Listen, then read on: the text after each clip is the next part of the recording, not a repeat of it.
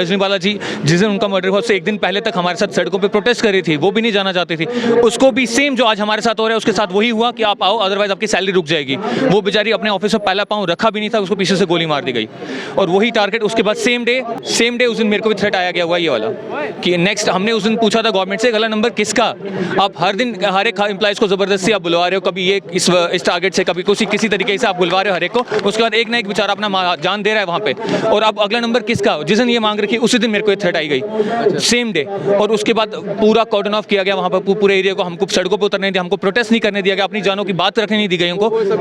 बिल्कुल, और एग्जैक्टली। और उसके बाद से तब से लेकर आज तक हम जम्मू में सड़कों में बैठे हुए हैं यहाँ पे कि हमारी जानों की सुरक्षा कैसे की जाएगी। ये सिर्फ मेरा चेहरा नहीं है, ये मेरे सारे भाई बहनों का चेहरा है यहाँ पे। ये सिर्फ अकेला मैं टारगेट नहीं हुआ वहाँ पे, वहाँ हर एक माइनॉरिटी, हिंदू माइनॉरिटी जो भी वहाँ अपनी खुशी से अपनी खुल के सांस लेने की बात कर रखेगा या कुछ भी बात बोलेगा जो हिंदुस्तान के लिए होगी, वो यहाँ पर टारगेट हो जाएगा।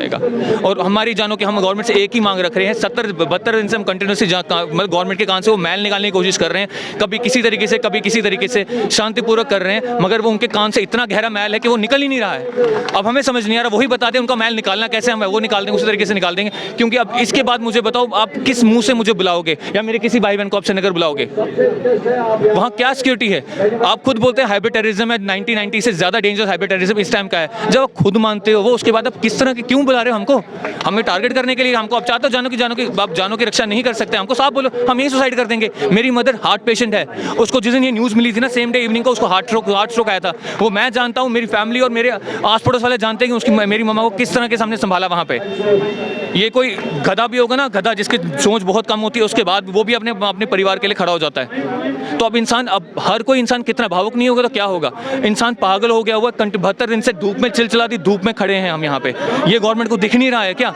वो हम आए दिन कुछ ना कुछ बोल रहे हैं, आप यहाँ प्रोटेस्ट नहीं कर रहे, आप श्रीनगर में ही है। कहाँ श्रीनगर में, यहाँ पे देख लो लोग कितने हैं, क्या उनको दिख नहीं रहा। उनकी आंखों में धूल पड़ी हुई है क्या, कौन सी धूल पड़ी है उनकी आंखों में। देखो कितने लोग यहाँ प्रोटेस्ट कर रहे हैं। वो अपने आंखों से धूल हटाए गवर्नमेंट और हमारी बात सुने कि हम जेन्युइन मांग कर रहे हैं। राइट टू लाइफ का सबसे पहला राइट बनता है हमारा मांगना, वो मांग हमारी है, वो जेन्युइन मांग है, वो सुनो। नहीं सुनोगे तो यहाँ पर बहुत बड़ा इंसिडेंट हो जाएगा। फिर आप बोलोगे कश्मीरी हिंदू भी टारगेट हो गया। जो 30 साल पहले जेनोसाइड हुआ था, वो जेनोसाइड वापस बड़े बड़े तादाद पे हो रहा है और होने वाला है। गवर्नमेंट जाग जाओ।